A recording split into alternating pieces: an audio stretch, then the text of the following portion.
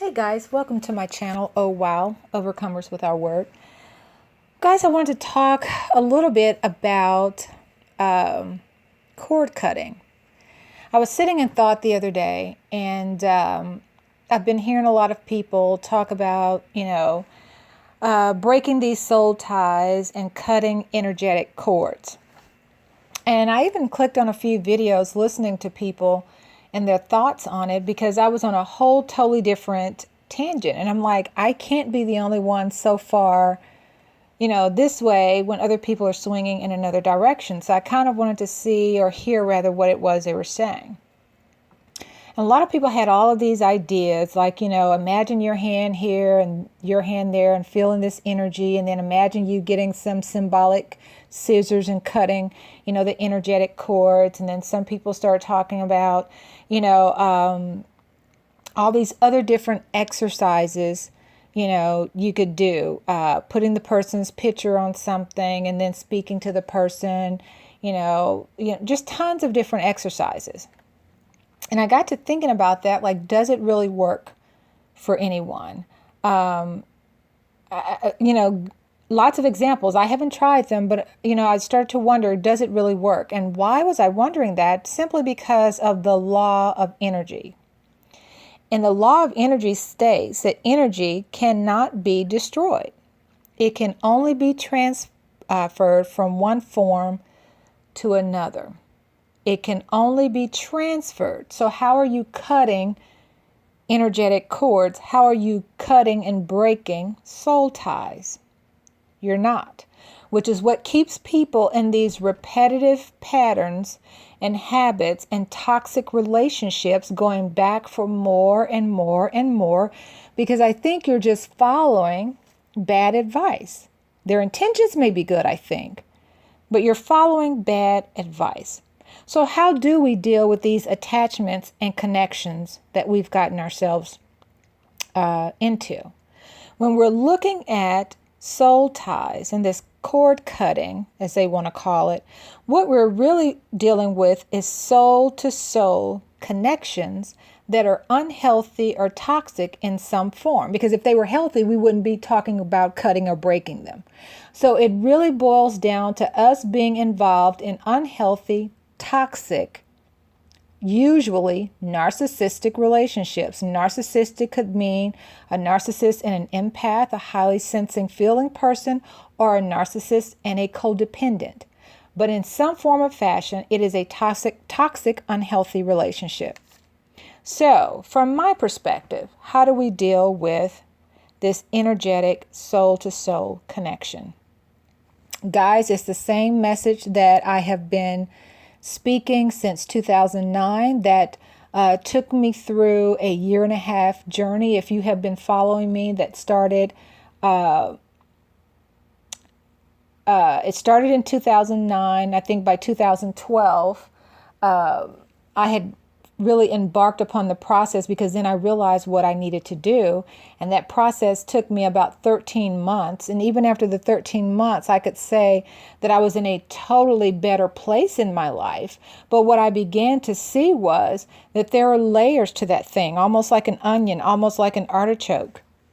You have to keep peeling back until you have finally gotten to the core, to the root of the matter, to the heart of the matter, till you can figure out where it first started, so that you can heal that, so that you won't continue to draw what people of like energy to you. I tell people, if there's an injured person in the water, the shark probably wasn't looking for you, but it was the sensing of the blood that drew it to you. Just like if you were wounded in a jungle or something, or a wounded animal, the lion may not have purposely been out hunting, but the wind drew, brought a breeze about, that he smells something in the air, pheromones, the blood, the whatever, that now he's hunting down the sense of what he's smelling. So what is involved here? Our mind, our will, our emotions, and our intentions. And what do I mean by our intentions? Oftentimes we get ourselves in these toxic, bad relationships.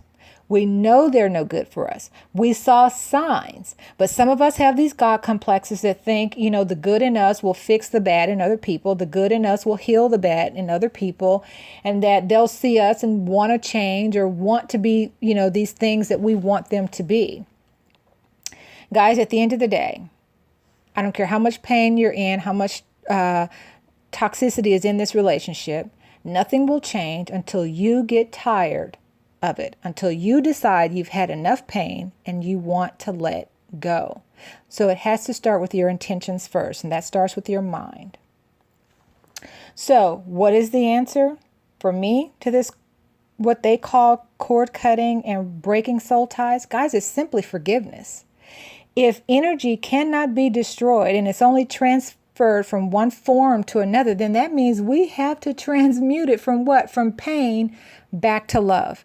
We have to find where this first originated with us. Who first made us feel that way? Who first made us feel unworthy, unloved, not good enough? Who first rejected or abandoned us? Then get to that. Drill as far back as you need to. Now, you may have to start with the current person that you're with and then do what? Start the process of forgiving. Forgiving and healing all the things that happened in that relationship. Forgive that person. Forgive yourself for not knowing better. Forgive yourself for staying in it for too long. But after you work on that, you have to start drilling back into every relationship that looked like that. Every person, every energy, spirit of that same spirit that you drew to you, until you can get back to the origin, to the beginning, to the crux of the problem, to the heart of the matter. Forgive that. Heal it. And then be very cognizant of it so that what? You don't continue to slip back into old patterns and bring it back to you. Energy cannot be destroyed, only transferred from one form to another. So we forgive it, heal it, and now transform it from what? From pain back into love. We heal, forgive so we can heal, so that we can do what? Love again. But now we choose love in the right way. So all of these exercises that people have you going through, I don't know if it works for you. There are many things we can do, like removing all images of that person in our house or removing all the things that they gave us. But why would you really want to do that if you can simply forgive? And then look at those things now from a healed place. And then be able to attach a different memory to it, attach now a different feeling to it. So that now when you're healed, when you can look back on the relationship and not feel the need to bring up every bad thing that happened between you or every horrible thing they did, or not even sit and wait for them to ever feel that you need an apology for anything that they ever did to you. Guys, all of this breaking soul ties, cord cutting energies, at the end of the day, whoever that person is to you, it could be a parent, it could be a sibling, it could be an aunt, a best friend, it could be your child's father or mother, it could be a divorced spouse. That energy, whether you believe it or not, is going to always remain with you. They will always be a part of your soul. I don't know when we're going to get that. We are all one. We are all one. And we're here for experiences, for learning, for loving. And the best thing we can do for us and to them, transmute the energy from pain back to love. So until the next time, guys, may we all continue to be well.